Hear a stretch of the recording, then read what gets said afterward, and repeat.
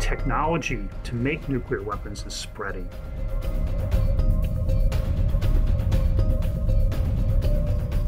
Terrorist groups are prepared to engage in mass casualty attacks.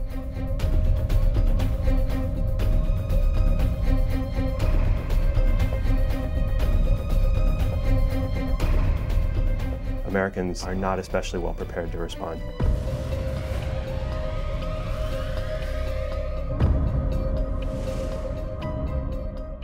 The United States wanted nuclear weapons out of fear that the Nazis would get it first.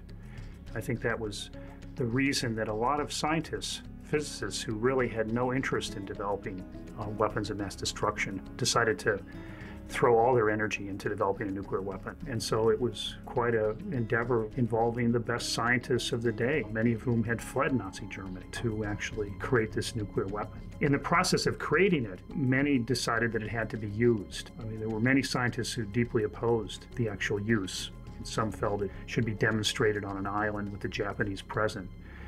But I think the overall decision by particularly the political leadership of the United States was it had to be used.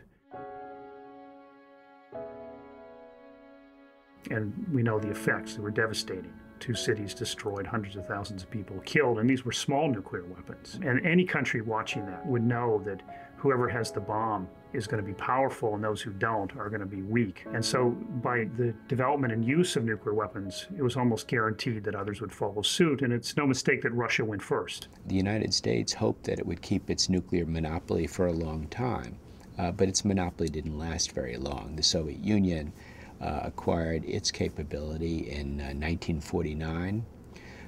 Then, of course, that was followed by the British and the French, then the Chinese in 1964. A mushroom of smoke rises more than 20 miles away in the first pictures released by the Defense Department of America's new atomic weapon in action. As tensions between the United States and the Soviet Union escalated into the 50s, I mean, there was really a worry in the United States that a nuclear war could happen. There was a belief that if we were going to fight a nuclear war, then you have to have a robust civil defense or protect the civilians. And so a lot of thought was put into how do you reduce the number of deaths in a nuclear war. Here are some older boys showing what to do if the flash comes when you are not in the classroom. This is what to do if you should be in a corridor. You duck and cover tight against the wall this way. Remember to keep your face and the back of your neck covered tightly. A nuclear strike against the United States would have been devastating, and no civil defense would have been possible. But nonetheless, that's not what the United States government was going to tell its people. So instead, they had these exercises, and I went through some of them as a kid, where you're brought into a hallway of a school. Dum dum, diddle dum dum, diddle dum dum. I was a school child in those years, and I remember the duck and cover drills as if, putting your head down and getting under your desk is going to give you much protection from a 10, 20 kiloton explosion. If you were anywhere near that explosion, you would be vaporized, whether you were under your desk or not. With the knowledge of the first atomic explosions to guide us, our chances for survival will be far better than those of the people of Hiroshima and Nagasaki. There was a lot of that. I remember in the 50s, the fad was for fallout shelters. And you were encouraged to get bottled water and all kinds of provisions and store them in some underground location. People at the time actually spent a lot of money for, high-tech, at that time, fallout shelter. But it soon became clear that those kinds of activities were really futile. Duck and cover. If you go back and look during the Cold War, at that time, all emergency management in this country was called civil defense. And if you remember the placards on basements and subways, and that was fallout shelters, and they exercised, large cities. The sirens would go off and people would evacuate to the shelters. We don't have that today. There's no city, state, or federal that has all the resources that they could possibly have to be able to meet a Katrina-type event if we had another one or two. Every other country in the world knows that the use of nuclear weapons against the U.S. would be suicidal. So I think deterrence will hold. What I'm concerned about are the rogue elements, the individuals, the terrorists, who may get their hands on a nuclear device or on the fissile material to make a nuclear device. Today we have a situation where you have suicidal terrorists who cannot be deterred. There's nothing you can threaten them with. They're prepared to die for their beliefs. So how can they be deterred? If they get their hands on nuclear weapons will be used.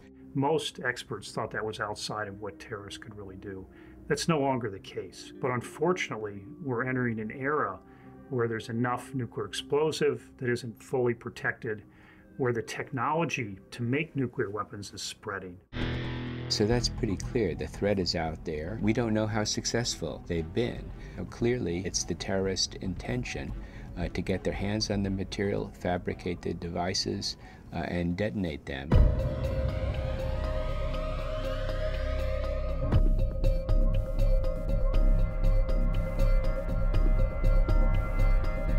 After 9/11, I mean, we had to work extensively on, what are the chances terrorists could make nuclear weapons, and then how do you, in a sense, deal with the consequences if they succeed?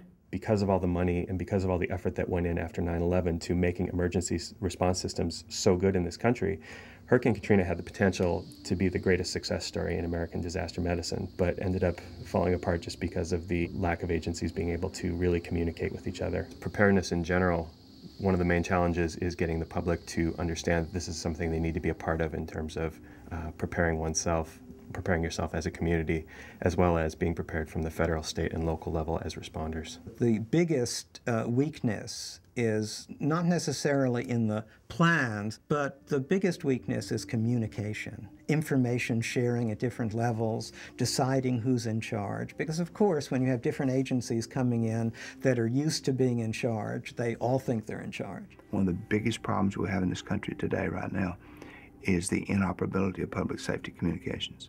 Every fire department, every police department, every public safety entity has their own systems, and none of them are compatible. When we talk about communication systems, there's two things we need to talk about. We need to talk about the walkie-talkies and the computers and the internet. The other aspect of communication is communications between agencies or between resources and between the public and between the mayor's office and the police department and the fire department. So there's technical communications as well as interactive communications. And what we saw certainly with Hurricane Katrina was a failure of both.